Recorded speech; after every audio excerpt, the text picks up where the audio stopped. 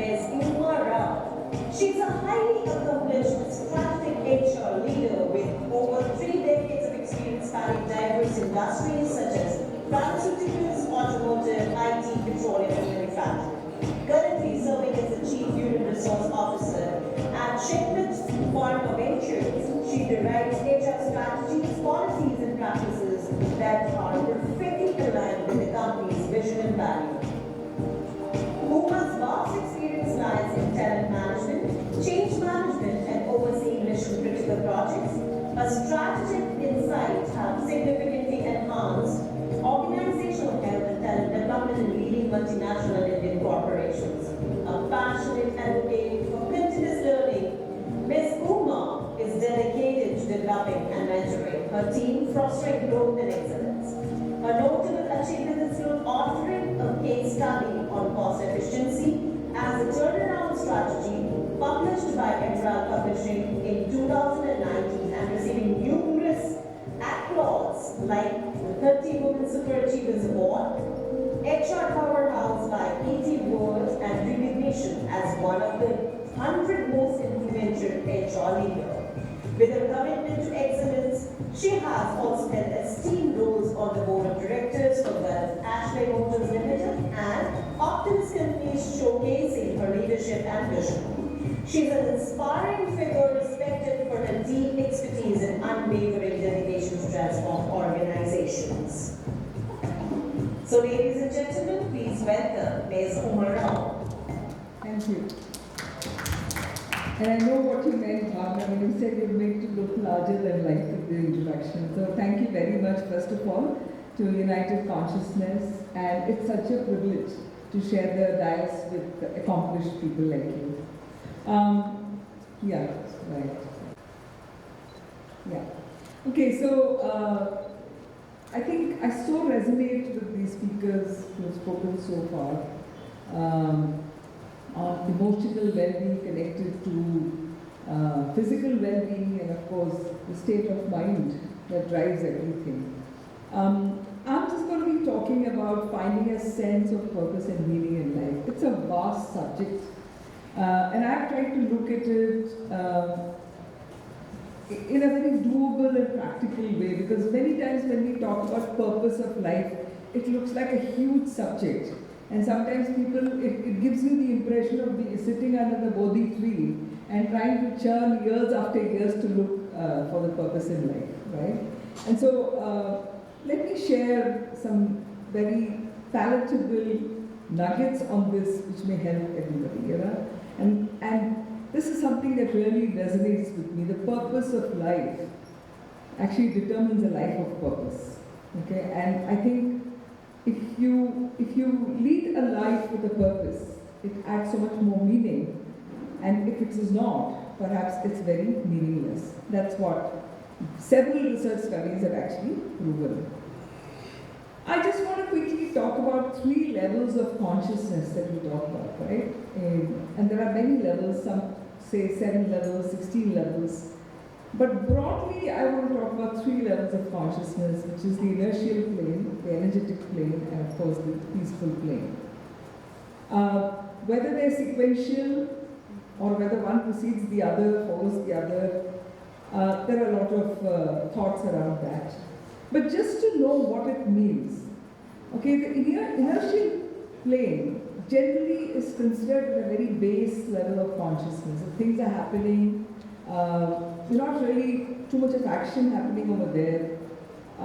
You're doing something, but probably you don't have a lot of thought behind why you're doing what you're doing, and cruising along, right? Energetic plane, as the very word suggests, actually drive is driven through energy, right? You are making an effort to do something in a particular way, pumping in your passion and energy into it, so that whatever you're doing means a lot to you and you're willing to put in that kind of effort. And the third one talks about the peaceful plane. As the very word suggests, you have calm, you have a lot of peace around whatever you're doing, and you're still doing it with a lot of passion, but you're doing it at a pace that works very well for you, right? And so it says there are 3 levels of consciousness with which we play in our lives. And we can choose which level of consciousness we want to operate on, right? And a lot of things which revolve around meaning and purpose in life actually depend upon which level of consciousness it is that we are operating.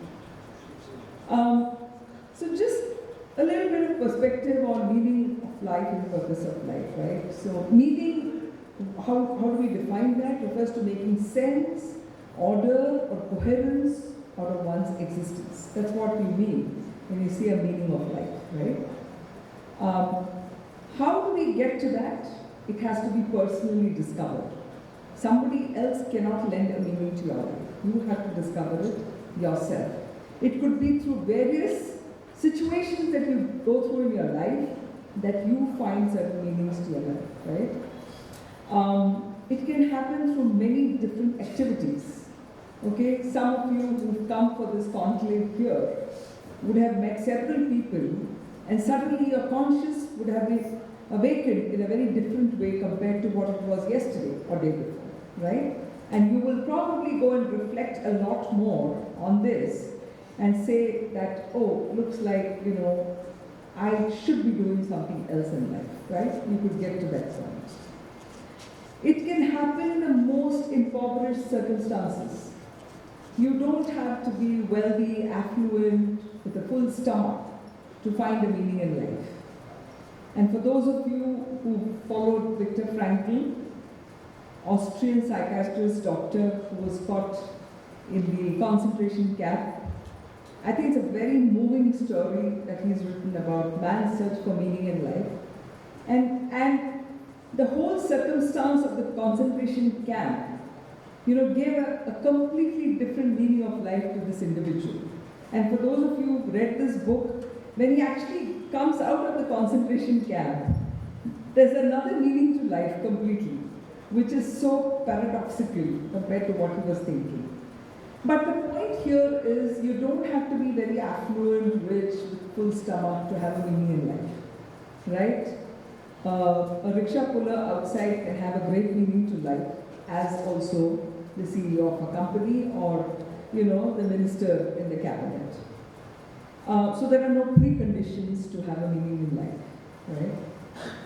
And then let's talk about purpose for a second. What is purpose? They say it refers to the intention, some function to be fulfilled or some goal to be achieved. That's the purpose, right? So there is a meaning, making sense, and then there is a purpose which comes through a goal, right? And a beautiful quote which says, Gandhiji says, find purpose, and the means to achieve that purpose follows, right? Providence creates that situation for you to find a meaning to your, means to your purpose, right? So, I want to introduce one concept here about how to find meaning and purpose in life. This is known as life crafting. A lot of research is happening around it.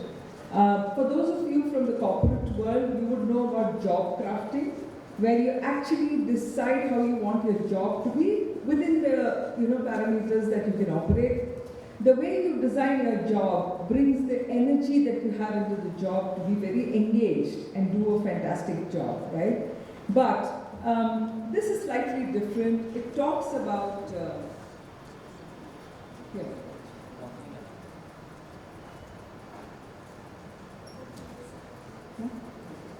Is it on? Okay, so this talks about life crafting. So like you do for your job, you can actually craft your life in some ways, which we talk about, which is based on positive psychology. And that's where I connect to the topic of the discussion today. It says that this positive psychology actually focuses on human health and well-being. And it does not talk about any diseases. And that's a positive part of it, right? So if you keep thinking about a disease, they say, it manifests in you. Like if you say, I am not feeling well, or I have got a pain here, it just grows, yeah? It tends to magnify. So therefore, in life crafting, you don't use anything about disease, you only talk about positive psychology. And there are 7 steps to it, right? So how do you bring your purpose to life, right? So first is you discover your values and passion, and I'll just deal with it a little more. Then you reflect on the current and desired competencies. So when you say discovering values and passion, what are you talking about? You need to ask these questions to yourself. What do you like to do? Yeah? When you're doing this for somebody, you'll ask them, what do you want to do?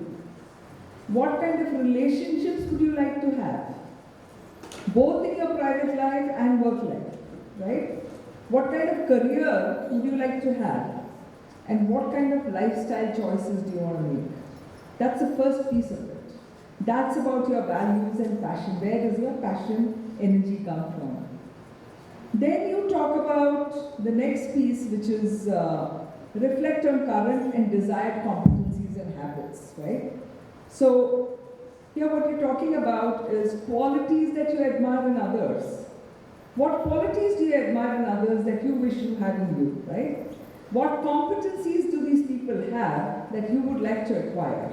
And your own habits. Do you like your habits or no? Somebody who wakes up very late. Somebody who splits a lot of time away on social media. Do you like your habit? If you don't like your habit, then you have to do something about it. The third piece is on reflecting on the present and future social life. Yeah, you know where you are today. Reflect on it, and what is that future like?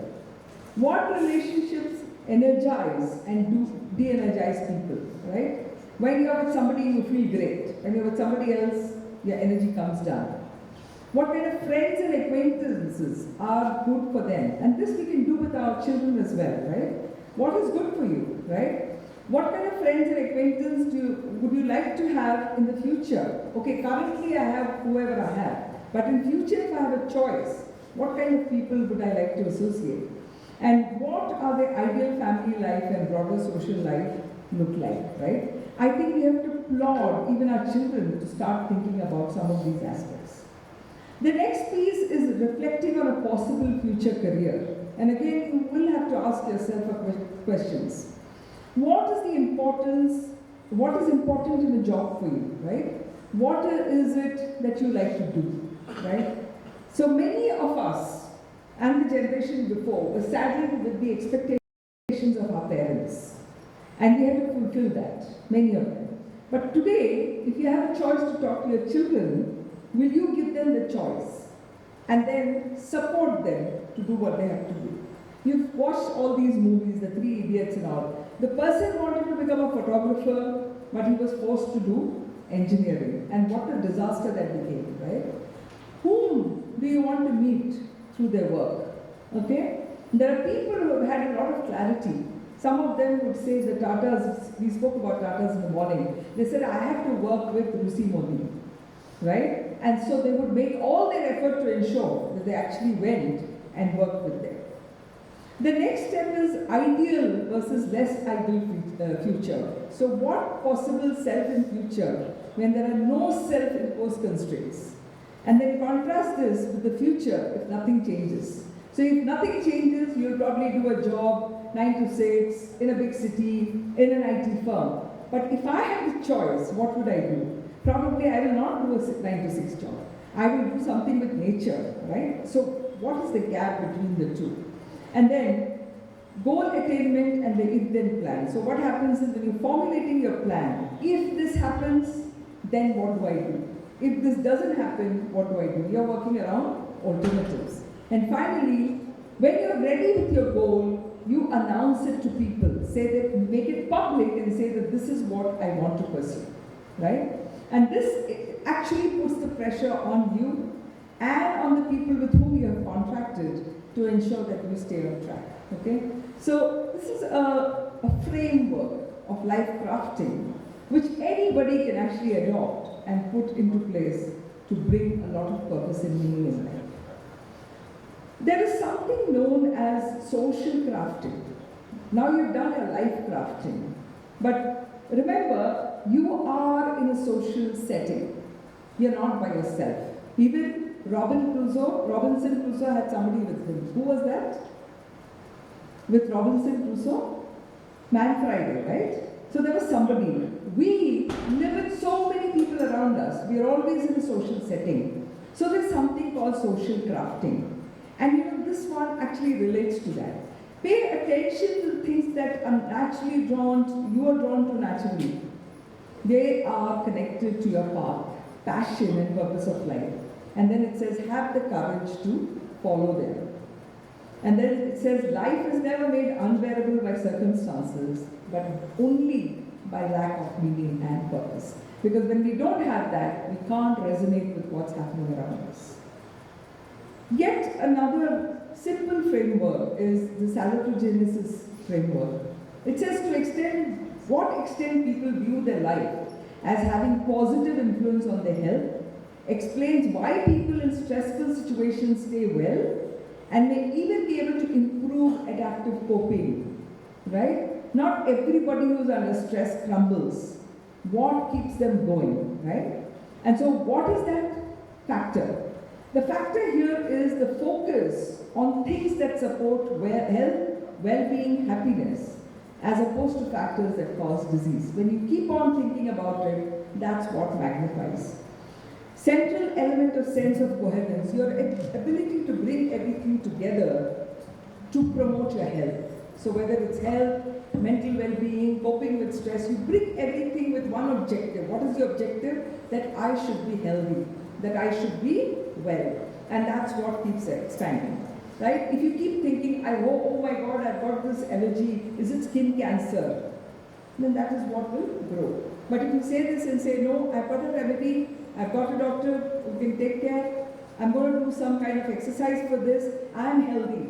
And then, you know, that is what magnifies. This framework assumes that there are resources available all around us and that we can actually put them together into coherent life experiences. So it's known as the broaden and build theory. You broaden your base and then you build on it and then you get a reality that you wish for, right? Now, do these sound familiar? Socially prescribed perfectionism. I like this. It's a lot of words, but just think about it. You are always living up to the standards of others and seek their approval, right?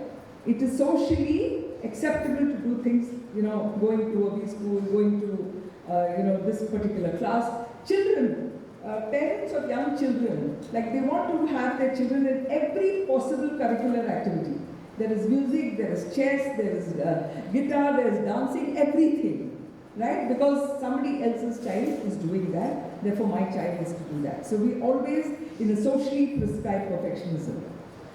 Our inability to connect with the inner self, okay, and we see a lot of young people who go wayward in their life because they're not able to connect with their inner self. It could be drugs, it could be drinking, it could be other issues that they're battling with, you know, which is all related to inability to connect with the inner self.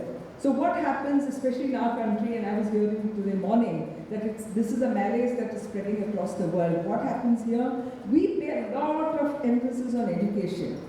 And we hardly pay any emphasis on our children reflecting on our values, on our goals, on our purpose. When was it that you had the last conversation with your child asking about what is your purpose in life? Or what is your passion in life, yeah? If you haven't had it, then that's bad news. Because you're only asking the grades, the marks, but you're not asking something else. We tend to focus on competencies that we have. And I'm saying if I don't want to do what you're telling me to do, I have to have other competencies. But nobody is talking to me about it. Okay? Take an office environment. If there is a manager who's always seen an abusive manager and has grown up, groomed under that manager, this person will also be a similar manager to people, right? But silently he thinks he should be a great manager, but he cannot be because he's only living with the current competencies. The competencies required for this person to become a great people manager are not there, and he doesn't know how to get there. And it's a mistake if you believe that somebody wants to do something and they're fully equipped. They're not. You have to acquire it. How many of us suffer with this being busy syndrome all the time? What is that phone you're waiting for on your phone or the message. Who are you waiting for? I mean, who is supposed to be sending that message that you can't get off your phone for a minute? Yeah, are you suffering with this syndrome? That is definitely not going to lead to any broad and built theory for you. How many of us keep saying, oh, I don't have time? The best individual who manages to accomplish 1,000 things has got the same 24 hours that you and I have. And how do they manage to do that? And one of my managers, my coach, told me that the busiest person is the one who has time for everything. And that's the skill that we all need to develop. So when we say lack of time, who's to blame for it? And by the way, all of this is impacting your emotional well-being. At the end, I would just like to give some tips which have definitely worked for me, right? We tend to reflect, think a lot. But I think if you're really serious about your life, take a paper and a pen and start writing down what things mean to you, what reflections come to your mind. Because when you start writing, it's therapeutic. When you write narratives are long things that happen in your mind. You write it, it's very therapeutic because you get more ideas as you're writing. If you've gone through a terrible trauma in your life, write down. When you start writing about the trauma, you develop the ability to get over that trauma, which you cannot if you keep thinking about it. How you feel, what you want to do about it. As you keep writing, you are so much calmer about yourself and about the environment, right? Write future-oriented writing. What is your best possible self? And as our illustrious past president said, you have to dream before your dreams can come true. Do we dream? Are we encouraged to dream? Do you tell your children to dream? Because when you start dreaming, you have to tell them to start writing. And who knows, all those dreams may actually come true. So again, remember, broaden and build theory is a fabulous theory because you manifest what you want in your mind. So that's pretty much from me. And it says, I just want to end with one, some words from Buddha's teachings. It says, the purpose of life is to live it. Are we living it? It's to taste, experience to the utmost, to reach out eagerly and without fear for the newer and richer experience. A fear of failure should not make us stop. You can't always succeed in life. You must learn to accept failures with equal equanimity as you would success. So I think, living life is very important. Otherwise, every day passes by. Right? 2 days have passed here for us. Years pass by, days pass by, nothing changes in life. So live it and live it well. Thank you.